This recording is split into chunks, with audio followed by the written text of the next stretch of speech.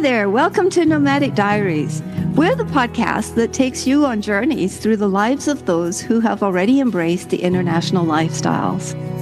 Whether you're an expat, a digital nomad, or someone who's dreaming of those lifestyles, this is your passport to a world of insight. We dive deep into the hearts and minds of the overseas lifestyle professionals, the authors, and researchers. Join us in this fun adventure as we deconstruct all the elements of expat and nomadic lifestyles, one captivating story at a time. Hello, everybody. This is Doreen from Nomadic Diaries. Today, it is my privilege and my pleasure to introduce you to Chris from Remote Base. He's currently in England. Good morning or good evening, Chris. Hello, good morning to you, and thanks for having me. You're welcome. You're welcome. Can you just tell us a little bit about who you are and a little bit about, what you're up to in the world? And then later we'll go into the geography, okay? As you very nicely introduced me, I'm Chris. I'm from the UK originally, but I don't really spend a lot of time here these days. This is one of the rare weeks. You've caught me in one of the rare moments where I'm actually back in my home country. I guess my mission in the world is to encourage or help or contribute to other people's nomadic journey, whether that's helping them to start or continue on that path. And that really comes down to that moment. Everybody who's done it has had that moment of realization. And if you're listening to this, you probably had it, where you realize how magic this lifestyle can be. And so for me, experiencing that was like not just a transformational moment for me, but it was a gateway to a business and a kind of a purpose to help other people have their own moment and experience that for themselves. That's a great way to put it. It was a gateway to a business and to helping other people consider it. Now, when you have that moment, let's just can we talk about that moment for a second? Oh yeah, let's. We're having a moment. I'm in the US right now, which is not my home base currently. My home base is in Mexico as an expat. And we're having a moment in the US when more people are understanding that they have worked hard and intently and perhaps only had 2 weeks off a year to go explore. And so since we're so far away from many parts of the world, much of the US has not been a very outward looking community. But we're in this moment where people are going like, wow, I've retired, or I'm rewiring, or I'm discovering remote, your world. And I can actually start to make different decisions about where I'm going and who I'm going to be and my lifestyle. So I understand that people get online and they do all this research, but there's still that moment when you have to jump. That sort of, you hold hands with your partner and you go to the edge of the cliff and you go, are we going to jump or not? And sometimes it is, let's just say it's plumb scary. It's not like, oh yeah, I'm going to get on a plane and it's dead easy. There is a moment when you have to commit, and it can be very scary for many people who have never imagined in their lives that they would travel like you're currently traveling. Talk to me about that. Do you find that people in your remote base world go through that moment? And do you actually encourage or help them with that fear or that resistance? So it's probably important to talk about what remote base does, or how the fundamental kind of why for remote base is to help people start or continue that journey. The way that we do that is through providing the best accommodation deals. So we curate from many available platforms, all of the best offers, and then we deliver them to people with an email newsletter. So I think for a lot of people who are interacting with remote base, they've already taken the leap. I say that, but we survey a lot of our members, and there are people who come to remote base or arrive at remote base through that preliminary research and that kind of like preparing stage. And I often think, I wonder how many of them take the leap. You say, right, it's that moment of trust, that moment of not really knowing, because it's almost like doing all of the preparation is great, but it's also nothing.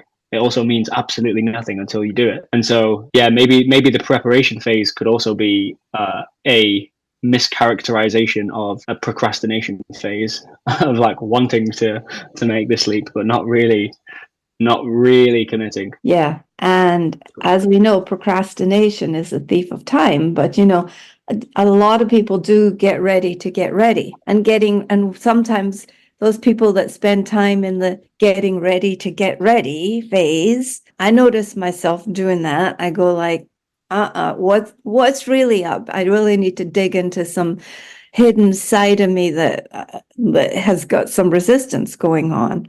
So much of your newsletter is geared towards supporting people who are initially discovering, researching, and wanting to start out in a way that fits their lifestyle, fits their budget, fits their dreams and their goals, right? So, do you talk to these people or in your newsletter about aspirations and hopes and dreams and goals? Because everybody has a different one. How do you meet that in the newsletter?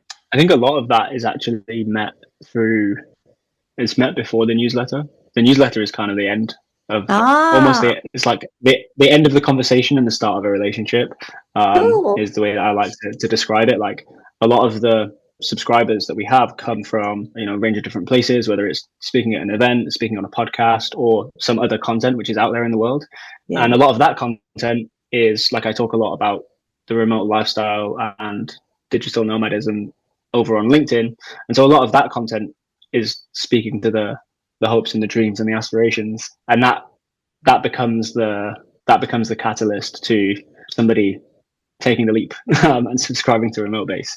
But it's also worth noting there's a second newsletter that we operate, which is called digitalnomadtripreports.com. So that's a very catchy name. And what we do there is we share, surprise, surprise, digital nomad trip reports. So this is where people who have been to a place or spent significant time in a place as a digital nomad can document that experience. And we capture all of this information in a very stringent way. So it's one very specific form that everybody answers. And that allows us to then share that data in a formatted way, which is consistent with other reports. So it becomes easy to kind of compare and understand and really just digest the information. So the goal with that is that somebody gets an email, which is, we get a lot of emails in today's world, which are kind of their purpose is to kind of like, you have to learn something from this email. This email is going to make you more productive. It's going to make you more successful or whatever. And this is an email which is designed to just purely delight you. And, it's a 5-minute email that you can read about a place that you might one day be in, or you might like to go to, and you can learn about that place through the eyes of another digital nomad. Very cool. I have a favorite newsletter, and it's not it's not like that. Well, it gives me the same feeling. And have you heard of the fellow James Clear? He wrote the book about habits. Atomic Habits. Yeah. Habits. Exactly. And he does a 3-2-1 Thursday.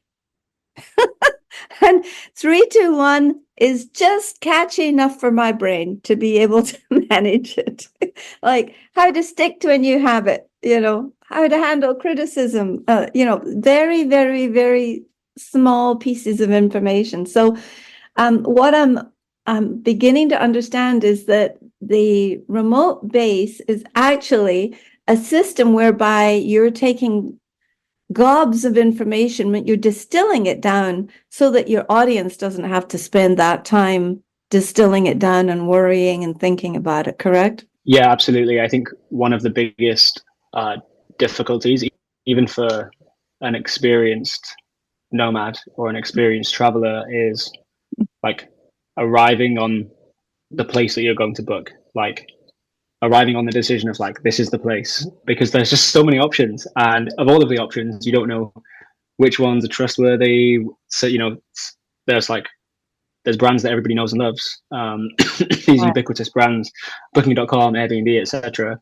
But they don't operate they don't operate everywhere in the world, and in Right. those places, you have to you end up finding yourself doubting whether or not you should trust the provider that you're considering, Yes. because it's not one of these ubiquitous brands. And essentially what we try to do is take all of that information, distill what's available, and curate only the very best. So you can take that element of risk, or that element of not being unsure or Yes. uncertain. We try to Being remove important. that, and Mhm. that's helpful from a time basis, if people are an experienced traveler, Mm. and a financial basis. But it's also about trust with people who are new to the lifestyle, Sure. because it's kind of an easy in, and somebody to hold your hand as you take that leap. Sure, definitely. I would say that relationships play a huge part in helping people feel secure in taking the leap. Can you speak a little bit about where do relationships fit in? How important is it to have relationships that you really know, like, and trust, and you can call upon when you're out there on your own in a great big world global environment? Oh, this is interesting. We could probably talk about this from different perspectives. I think I'm quite fortunate in that when I started traveling this way, it was like nearly 7 years ago. This is like pre-pandemic, pre-remote work boom. Yeah, Um, yeah. but I was still able to start this lifestyle with my partner. So a lot Mm-hmm. of friends had this thing of like, yeah, I'd love to do that, but my wife can't work remotely, or Mm. that's Yeah, great, but my husband is he's a teacher, and that's not something that we can really do remotely. yeah, yeah. Yeah, but at the time we were quite lucky. Me and my girlfriend, we were able to do that. So I think there's one aspect of that which is like, I guess it's very fortunate if you can, and that's going to be more common, I think, in today's world and into the future. You mentioned something about your own kind of mental awareness, like Mm. if you have to kind of ask yourself if you're experiencing some kind of blocker when you can't Mm. figure out Yeah, your yes.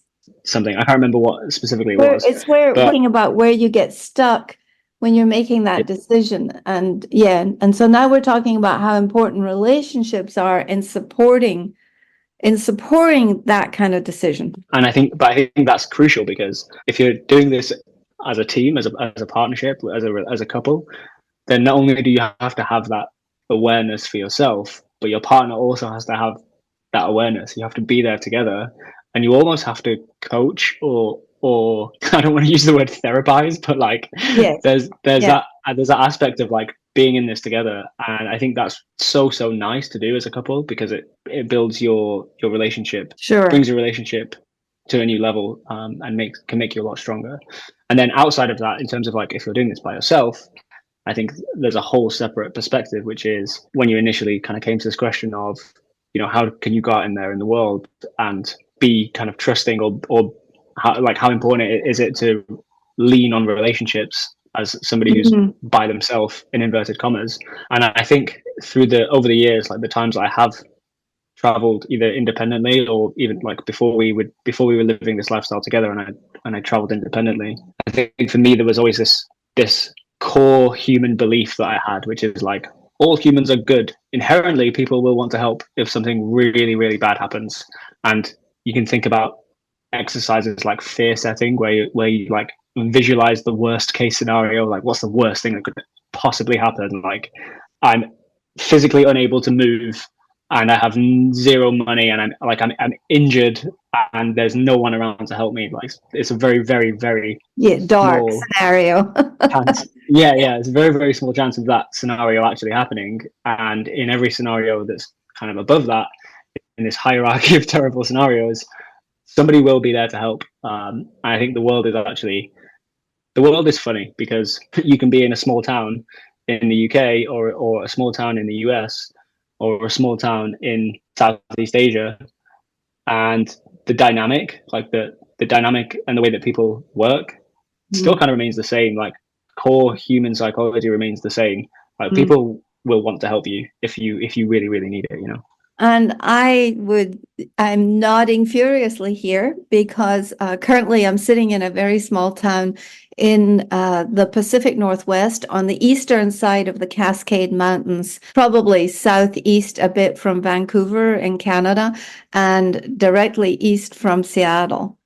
And I have found this to be a very welcoming, open-faced community where they have, we're here for 5 weeks and people have taken us in and really been very, very warm. And I believe the same as you. I think that humans at depth are naturally good.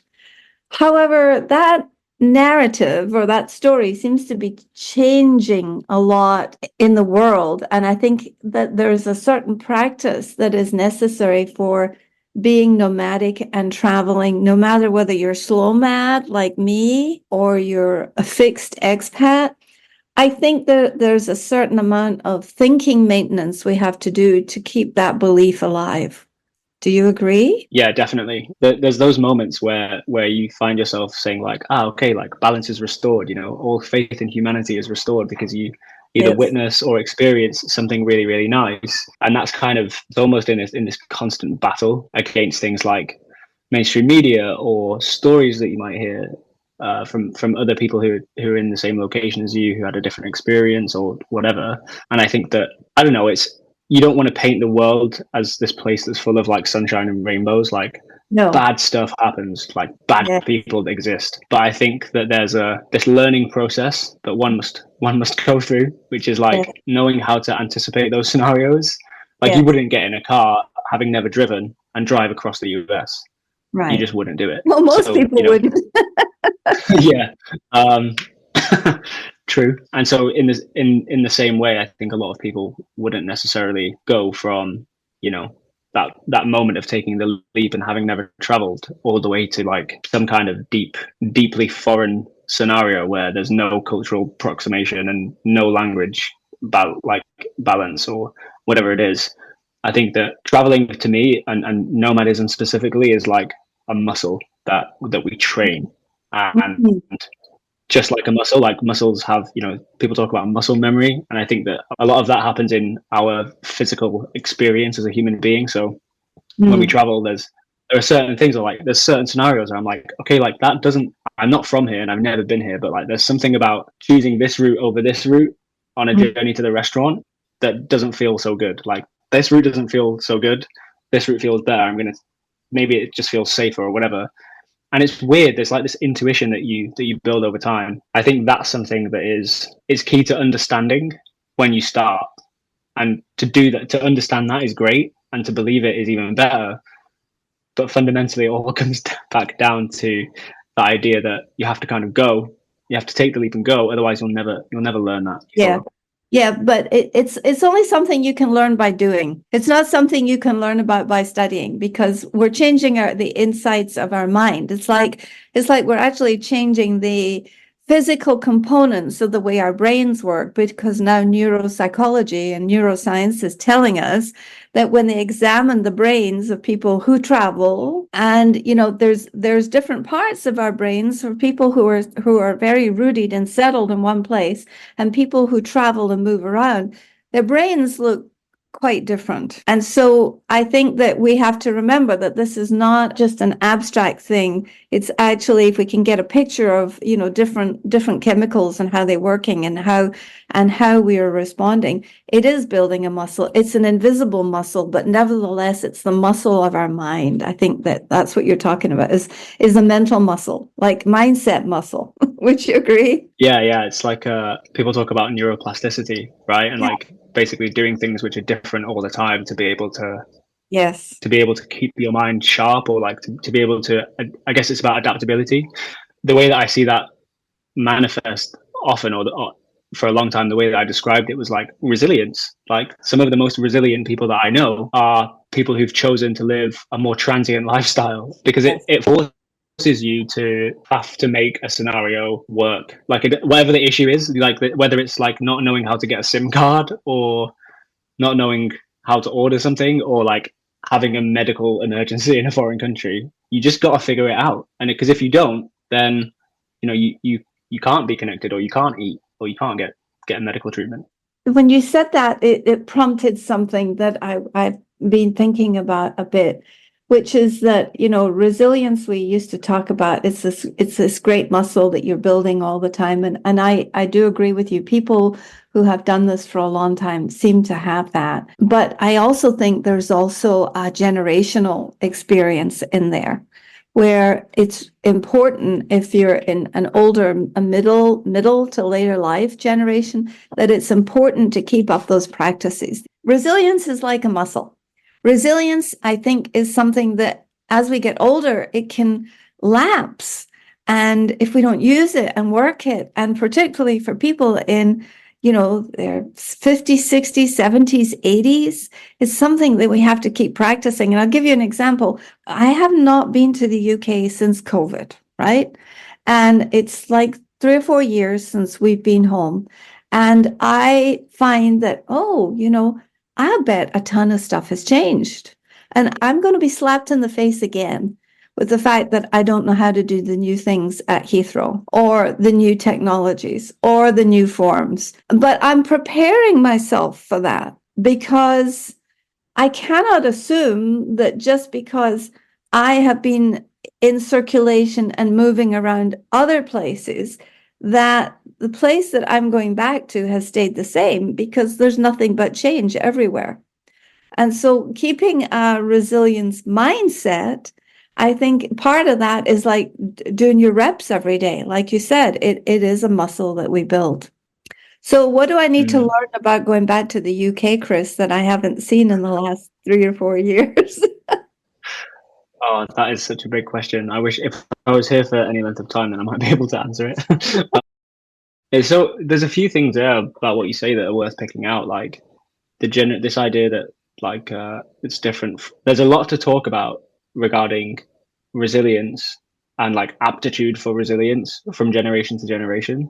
Yes. Like one thing that always strikes me about kind of like how good I have it is technology. Like I've begun this journey in a world where like I can pull my phone out at any time, almost anywhere, and translate something, or like search for something and that's suitable. Even when you're looking for a bathroom and there's zero zero way to communicate, you can always show somebody a picture of a toilet, Right. and like they'll point you in the right direction. Yes. And I always think that in terms of like the difference from generation to generation between travelers is the older generation who had maybe traveled before these wonderful advances in technology. Remember who you're talking to. That no, like I don't think there's anything negative to say here. Like that is it's almost like I take my hat off to you. Like this is you make that leap even without the technological advances, which almost makes it even harder to make that leap. And I think that the resilience curve, if we want to like give it this name, is even steeper for somebody who decides to make that leap with even less full understanding or less certainty that things are going to be okay on the other end. And I don't know. I think that's probably good advice for anyone who's nomad curious and doesn't want to take the leap. It's like it's 2024. Like you can use technology to kind of make your way fairly safely through almost anything. So just go for it. And then the second thing to say about that is, excuse me. The second thing to say about that is also, from a generational perspective, is I kind of worry about future, like the younger generations and future generations, because they're never going to have that. So it's kind of like the longer that they wait, the harder it is, even with so much even with so much ease and so much technology to support, they say no, or they make those excuses, or they procrastinate. And then what does that lead to? I don't know. It strikes me as like, I don't know, it kind of blows my mind a little bit. Well, I was one of those people. I mean, I left in the 70s in the British Foreign Service when I was a junior diplomat. Another word for tea girl. No, not quite. but I had some pretty serious responsibilities. But I was given this car, and I bought this car from someone who was leaving the embassy previously, and it was like a red MG. It wasn't the sportiest of the MGs, but it wasn't an MG. It had that on it, so I thought that was a big deal, and that was where my head was in those days. And so I remember driving around Cameroon, in Yaoundé in West Africa, and it was probably only like 10, 15 minutes to the embassy from my flat. But I can't tell you how long it took me to learn that journey with no tech, no GPS, no phone.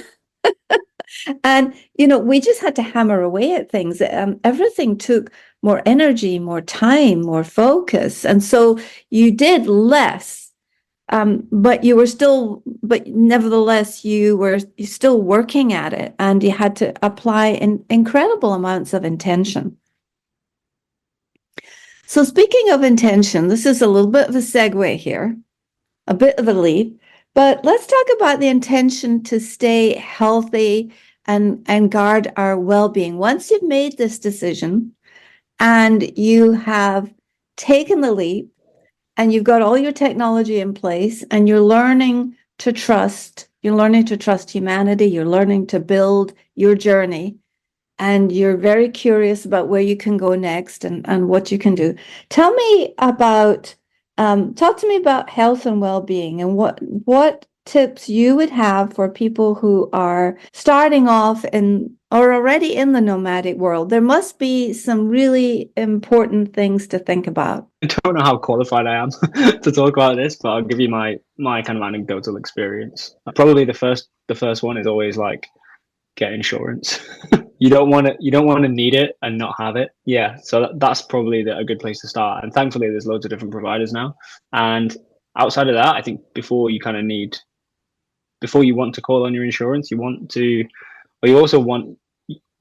almost want insurance to be an emergency only kind of thing. So a lot of my view and how my view has changed on like health and well-being over the years has shifted to like longevity and prevention.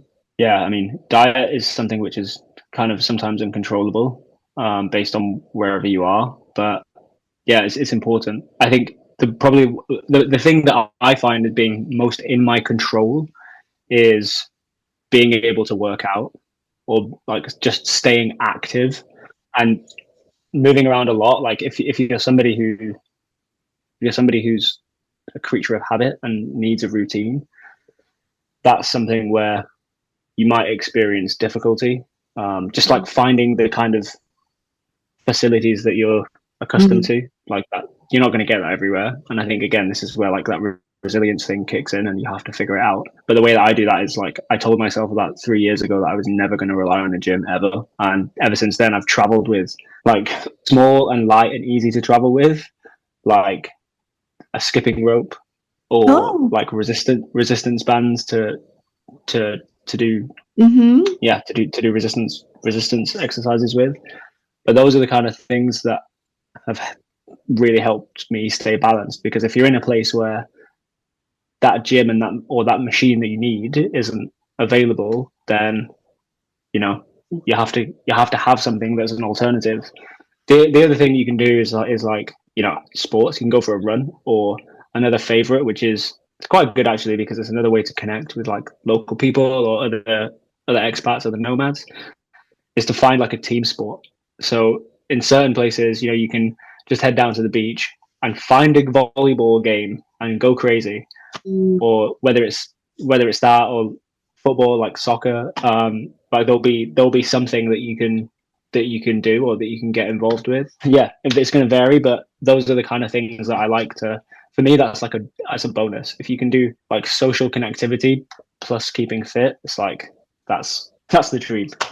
And as I absolutely 1000% endorse these tips. These are fabulous tips. In my own experience, I'm in a town right now, and we have pickleball here, and it's like maybe 5 minutes from the house, and I have played every other day almost since I've been here. And so thank goodness pickleball is growing. But now I'm almost at a point where I don't want to go somewhere if it doesn't have it, which is a problem. Because it's still a very Western sport at this point. Although I have played it in Glasgow. I played it in Glasgow, but That's amazing. we couldn't find enough courts in the south of England. So that is really, really good advice. And I just want to repeat it. Have a little mini travel gym. Take a skipping rope, resistance bands, do something that is portable. How cool is that? That is just really wise and sage wisdom from somebody who's been doing this. Now, you've been on the road for 7 years. Tell me about your dreams and your hopes for the next 7 years. Do you see yourself continuing to do this? Oh, that's so interesting. Like last year I was giving a talk about the future of nomad accommodation, and a big part of that talk was focused on like the 10-year nomad. Yes. And this idea that like the 8, 9, 10 years of nomad life, like this is the category of people where you start to hear them whispering things like, I'm going to settle down soon, or like, I need a base, I need some routine or something. Yeah. And so like in the net, you know, if I'm continuing for the next 7 years, I'm going to be pushing well past the 10-year mark, and Sure. I'm sure I'll be whispering all of those things. Yeah. I think that, you know, I think this is going to be different for everyone. And I think that it's important. I mean, again, like talking about like self-awareness, it's really important for people to go into this knowing what they want to get out of it. Like, Absolutely. do not, please do not sell all of your stuff and pursue a nomadic lifestyle if you have no idea why you're doing it. But which, you know, more people do that than I think is obvious. I would agree with that. But I think for me, or for us, for me and my girlfriend, like the way that we approached this was, we always loved to travel. Let's kind of capitalize. We were mid-20s when we started on this journey. So for us, it was like, let's capitalize on this freedom that we have now and the ability to do this and go and travel. Because we met in London in the UK, and we were working there, living there, but we were trying to go on like one weekend trip every month. Yeah. So like flights in and out of London are really, really regular, really, really cheap across Europe. So we would try to do like a weekend in Germany or go to France for the weekend. And that was cool, but it's also tiring.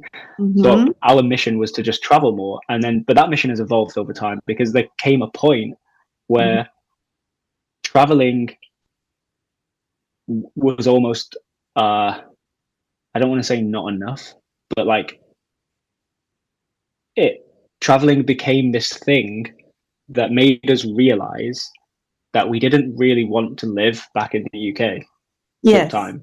Yes. And that's tough, because then you're in a place where you don't really have anywhere that feels truly like home. And if it does, even if a place really does truly feel like home, you may be limited kind of from a bureaucratic perspective from making that place your home. So you're in this, between this rock and this hard place. And I think for us, probably in the next 7 years, we'll probably look to move through some red tapes to allow us to establish some kind of residency, little retreat. Some place that we can hole up for part of the year, but always with the aim of continuing to, like, it's kind of like we want a home that we don't want to use. Yes. we want a place where I completely get that.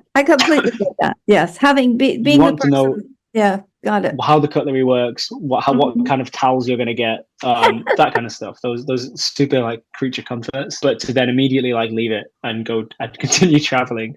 So that's probably going to be the next 7 years. Ideally, I think long term, we talk about this a lot, and I think long term we envisage that we'll just have multiple of those, and maybe there's like this cycle that we move through, because a lot of the time we return to the same places, like the places that we know and that we love. So it's only about a third of the year which is reserved for new countries or like complete exploration.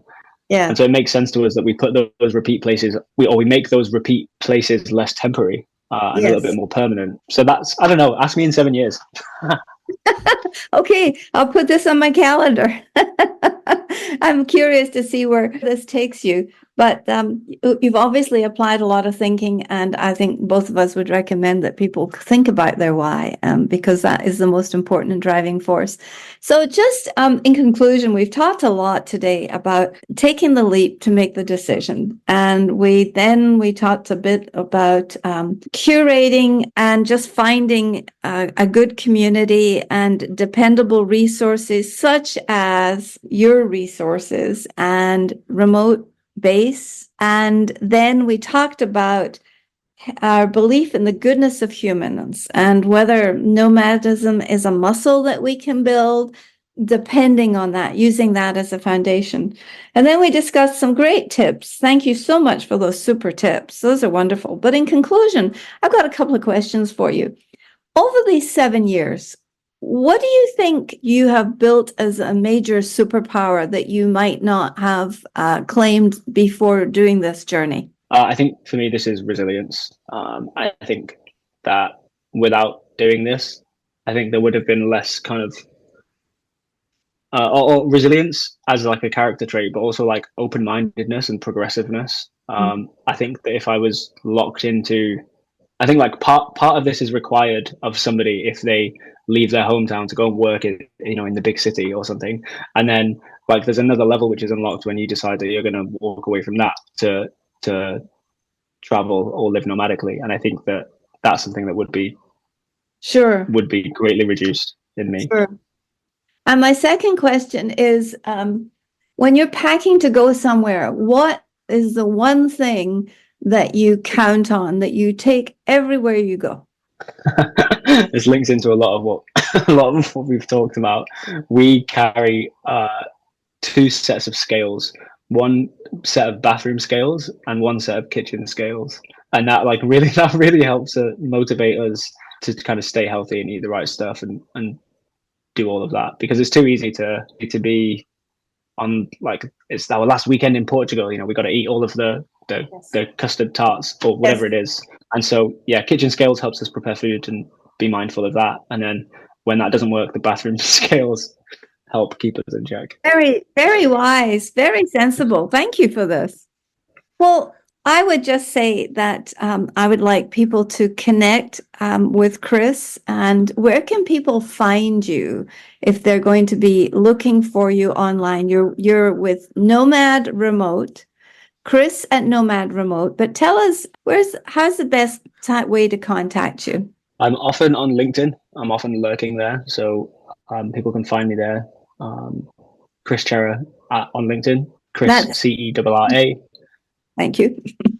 And I'm also often on Instagram, and that handle is a little bit longer. It's Nomad Accommodation Guy, because I'm always talking about nomad accommodation. And then probably the fastest ways to like directly message me will be via one of the newsletters. So you can subscribe to Remote Base, which is at remotebase.co. And then just hit reply to like any of the emails there, and that comes directly to me. And then same thing with digitalnomadtripreports.com. You can go there and see all of the trip reports, and if you subscribe, then yeah, you can hit reply, and whatever you want to tell me will come directly to me. Thank you so much.